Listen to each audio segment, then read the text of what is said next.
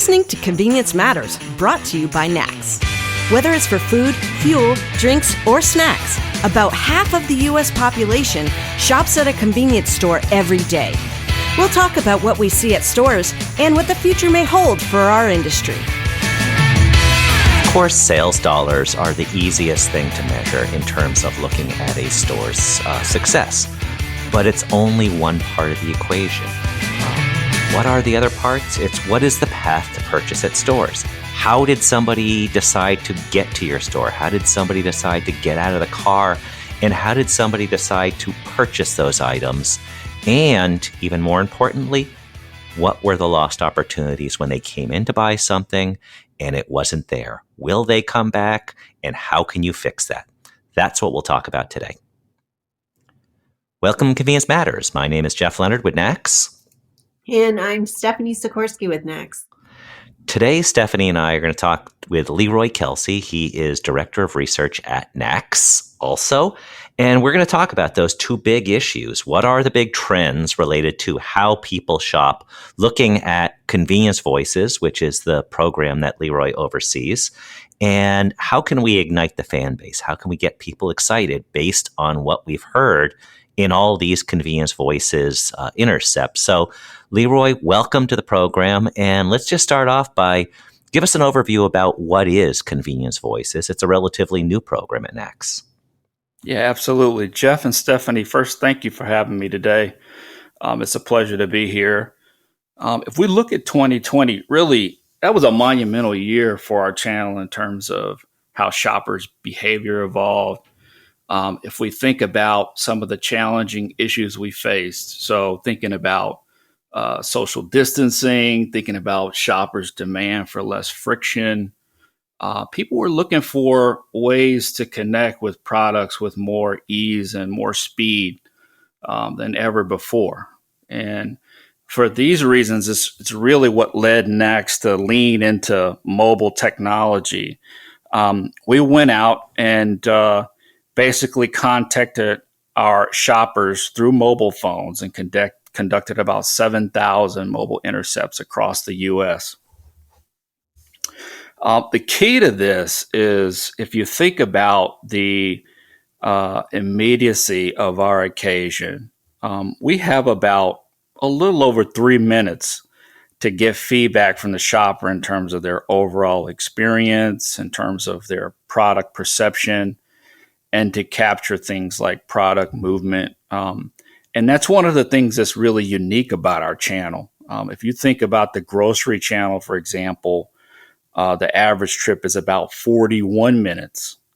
So we have about 1/10 of the amount of time to really get that moment of truth read from shoppers in terms of how we're doing in our stores. And so that's really why we implemented mobile technology, and that's why we're so excited and feel that NACS Convenience Voices is so timely.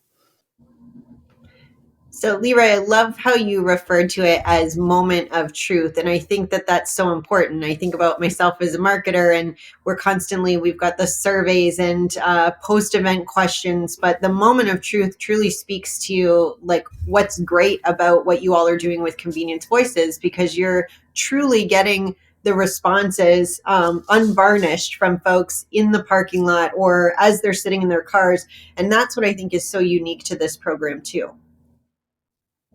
Yeah, so absolutely, Stephanie. I think you hit the nail on the head in terms of what's unique about our channel. So our average occasion starts and ends, before 4 minutes is complete, usually around between 3 and 4 minutes. And if you think about some of the other channels, grocery in particular, usually takes about 41 minutes to complete that type of shopping occasion.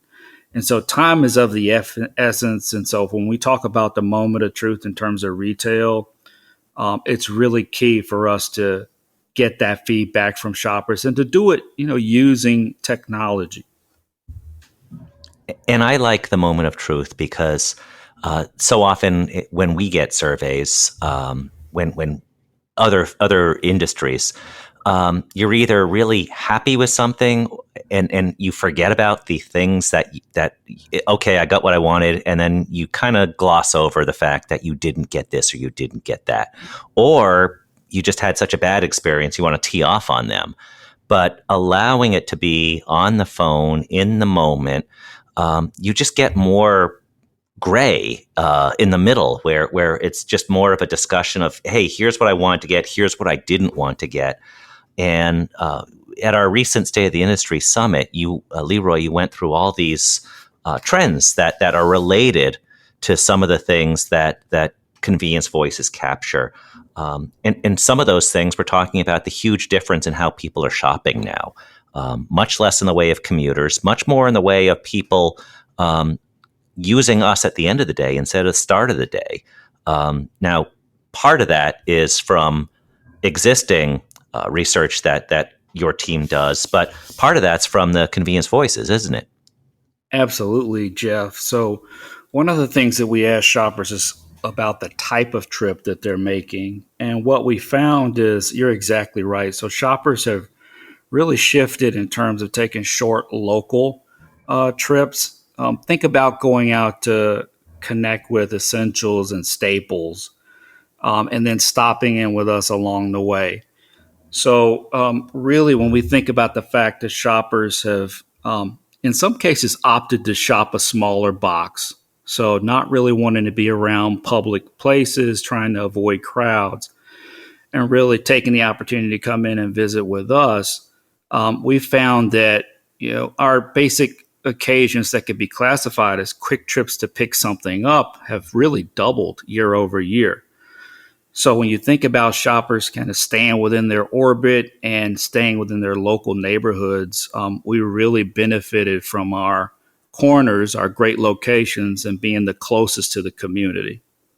And Leroy, one thing that I'm curious about, kind of piggybacking off of some of the trends here and some of the surveys and things on my end, talking with folks just about like how we've shifted as an industry, right? Like, I mean, at NACS, we're always talking about being forward looking and what's around the corner.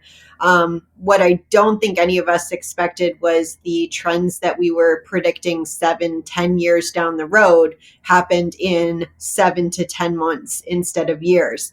And one of the things that I know your team's been talking an awful lot about is last mile. So how has that changed? And what have we heard from consumers as we've talked to them about just those quick trips, like you said, the in and out, but even from, curbside delivery and other? Absolutely, Stephanie. So one of the things that we asked our shoppers was we tried to inquire about their interest in terms of last mile fulfillment. And we know that 75% of our shoppers have voiced that interest.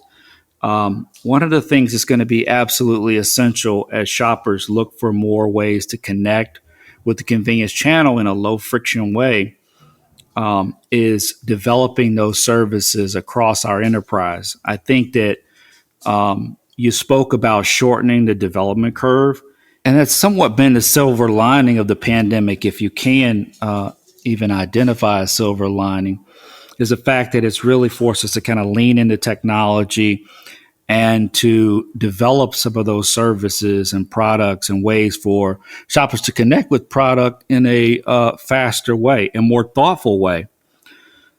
Go ahead, Leroy. I'm sorry. No, go ahead. I was going to say, one thing that really impressed me about your State of the Industry presentation, as we kind of look towards talking about igniting the fan base, was the discussion about lost opportunities. And there were two things that you talked about that I think were really profound in terms of, yes, retailers found some solutions related to last mile, and we had a positive in-store sales year, which was quite remarkable considering what last year was like for retail as a whole and the economy as a whole. But the two lost opportunities, or opportunities, I'll just phrase it that way, that you talked about is, one is 31% of our customers went to a QSR within half hour of going to our store.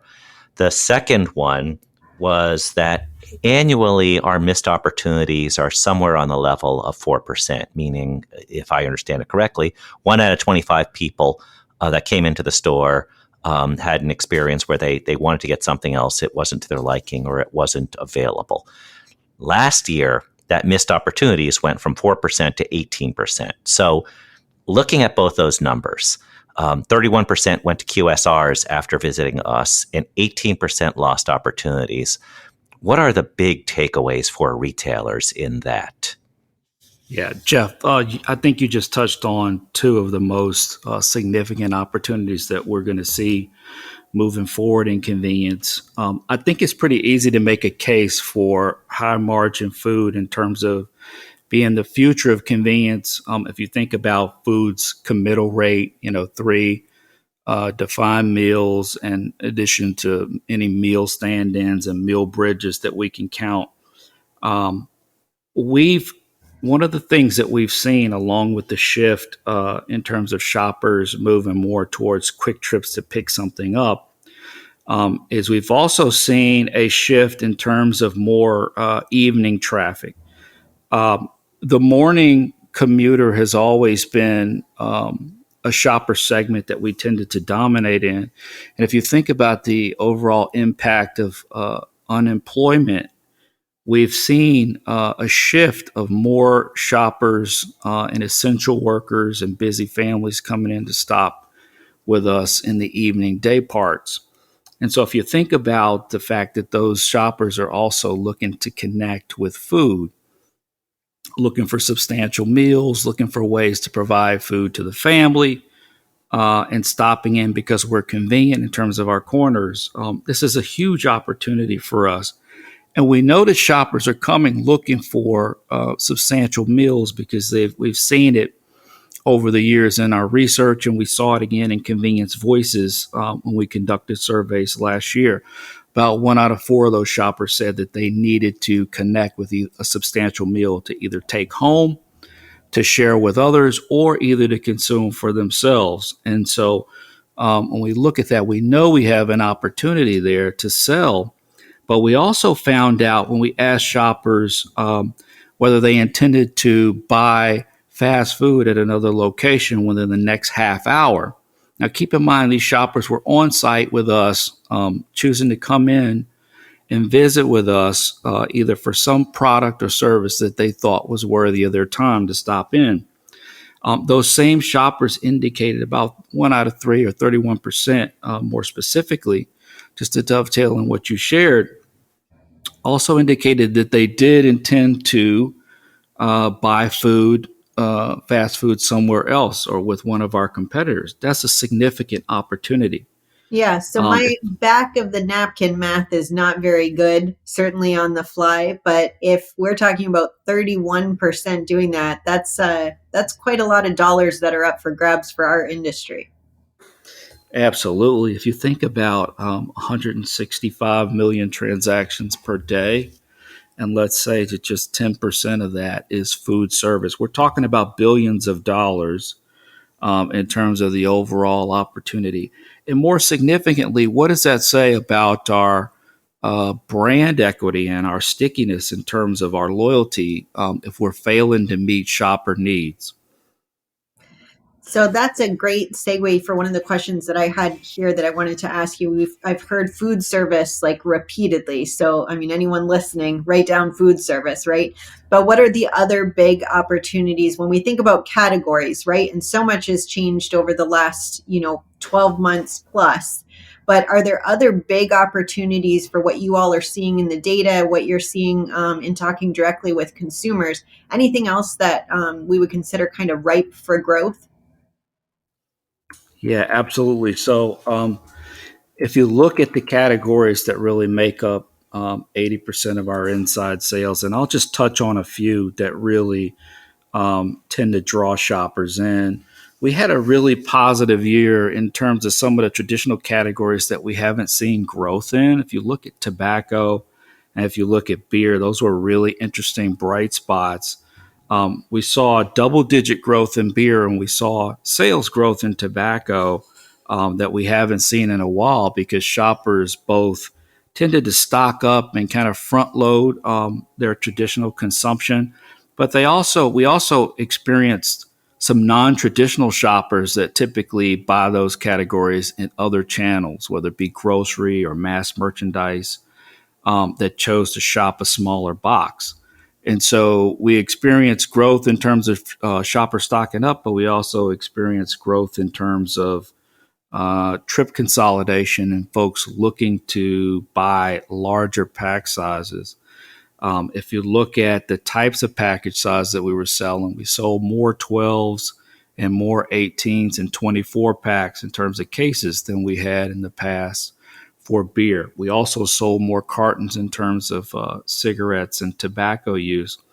And so those are really positive trends in terms of growing sales. We expect some of that to normalize year over year as personal travel starts to open up, but we're still, taking advantage of some of the higher growth subcategories in both of those categories. So looking at modern oral and thinking about OTP and some of the lozenges and nicotine products that are available and really hit the ground running in terms of sales. But also thinking about some of the categories in beer that have really been bright spots. So looking at hard seltzer, for example, has been a real opportunity for growth that we talked about at the State of the Industry Summit. As well as some fascinating one to watch, right? Like the movement from craft beer to the switch over, or maybe not switch over, but at least migration to hard seltzers. As a craft beer lover, I never thought I'd see the day, but here we are. So Stephanie, you talked about the exciting growth that we've seen in hard seltzer, and that's one of those categories where we've seen a lot of innovation and we look to see more. I think that subcategory is on trend in terms of healthy, better for you products. People are looking for ways to engage products that have simpler ingredients and less calories. And I think that that's right on trend. I also expect to see the same thing continue in terms of alternative snacks and salty snacks.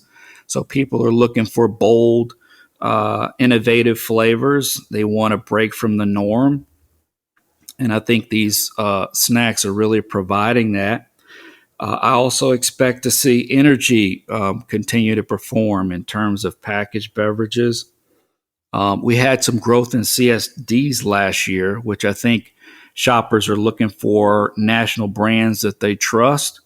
And they're also looking for ways to get more done in terms of consolidating trips. And so we've seen them pick up, larger sizes to fill the pantry, and we've gotten some benefit from that in terms of some of our ambient packages as well as the cold packages. We've talked about trends and what's going on overall, but let's spend the last couple of minutes talking about how to grow your share of these opportunities. And Convenience Voices does this to a remarkable level. It basically, you follow the consumer from about the time they grab their keys or decide to walk up to the store, and you find out why they're coming to the store, what they're looking for, why they're making decisions. Without giving away everything in the program, are there a couple things you can talk about that would be of interest to any retailer out there and how decisions are being made along the way? Absolutely, Jeff. One of the things that I think is absolutely essential for the channel is we have to be more strategic in terms of developing a higher profile for our shopper experience. And I think it starts with asking a fundamental question in terms of what are you famous for? So in other words, why are shoppers choosing to shop with you? Why are they coming to your site? And then once you understand what those category drivers are, once you understand what lever to pull and what knob to twist in terms of affecting your shopper's behavior, then you have to understand how you're performing. And the way Convenience Voices actually measures how it's performing in terms of the overall experience is through the Net Promoter Score.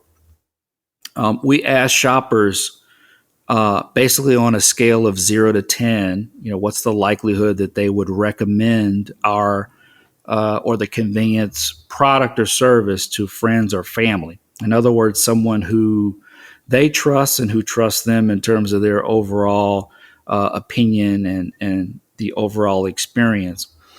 And then the folks that rate a 0 to 6 are considered detractors. So those folks have a very low probability of recommending your product or service. They'll probably go out and talk about how bad the experience was, and so literally detract from your brand in terms of overall That's equity. called the internet, yes. Yeah, that's right. Then we have those 9 and 10s, Jeff, that we consider promoters. Those are those folks who are going out and basically evangelizing the brand and talking about how good the experience was. And so they're going to promote your brand. And then finally, we have those 7s and 8s that are considered passively satisfied. In other words, you've kind of commoditized the experience for those folks. Any one of your competitors could probably create a very similar experience. And so by taking the detractors and subtracting them from the promoters, you end up with a net promoter score. And so if your overall operation has a net promoter score of about 50%, that's considered a really strong score. So the first thing that I would do is measure the net promoter score for all shoppers that come through my front doors. And that's going to be your baseline. And then the next thing I talked about, identifying those category drivers that you're famous for. Take the net promoter score of those categories as well and get an understanding of which ones are providing lift, in other words, higher than the overall average, and the ones that are actually dragging in terms of your overall brand equity, the ones that are lower than your overall average. And you want to identify those strategically. So you can't get out and boil the ocean, and I'm not suggesting that you try.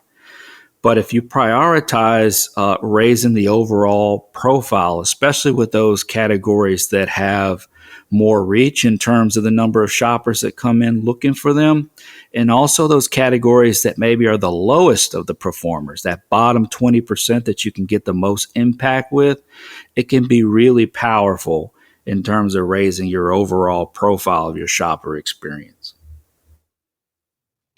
Well, and Leroy, you talked about, we all know that digital isn't going away, right? So when we think about, putting on my marketing hat for a second with the promotions and how you build that in, it's not just about upping your score. It's how you can use this to layer into your overall sales process and how you're teeing up the types of promotions that are coming out throughout the year. And more importantly, like you said, not boiling the whole ocean, but being very selective around who are those critical promoters and where's that larger fan base that can help to lift and where can you find lookalikes, if you will, to draw them into your store with those types of promotions too. Yes, absolutely.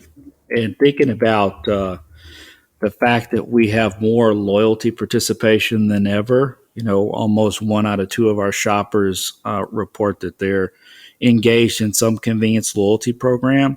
So if we think about that as a digital gateway, to your point, we can really get custom in terms of the type of incentives that we offer, as in terms of the type of communication that we offer to shoppers, and really can speak to them on a level that resonates to try to connect, incentivize, and really inspire and activate behavior.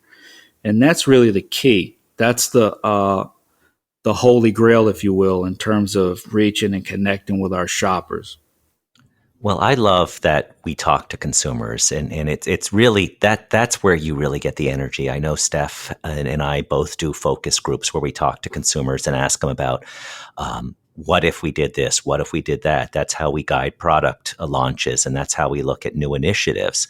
And it's absolutely fascinating because a lot of the things you think you knew, they want the opposite, and you kind of build programs out based on what they tell you. And you really find you get quicker traction. So in wrapping up, Leroy, if you could just give people a sense where they can learn more about Convenience Voices. Certainly, we talked about the State of the Industry Summit, but they can also connect and learn more about how it could possibly be a part of their operations. So can you give a sense or can you tell them where they can learn about Convenience Voices and get started down this journey of hearing from customers. Absolutely. As shoppers increasingly prioritize convenience, they're going to look to us in terms of the channel to evolve our offer and really respond in terms of new and innovative ways to connect. And NACS Convenience Voices is going to continue to provide feedback that helps us to quantify our progress and also unlock some insights in terms of how the shopper's evolving. If you'd like to participate or learn more about Convenience Voices, please go to convenience.org/research. We're going to kick off another study, and participation has to be logged by May 31st. So time is of the essence. Come join us on this because consumers have some pretty amazing insights and can grow your business and point you in the right direction as we continue to come out of this pandemic and we see the rapid growth of economic recovery that we expect for the rest of 2021 and beyond. So thank you for joining us, Leroy, today and having your voice as part of this podcast. And thank you all for listening to Convenience Matters. Convenience Matters is brought to you by NACS and produced in partnership with Human Factor. For more information, visit convenience.org.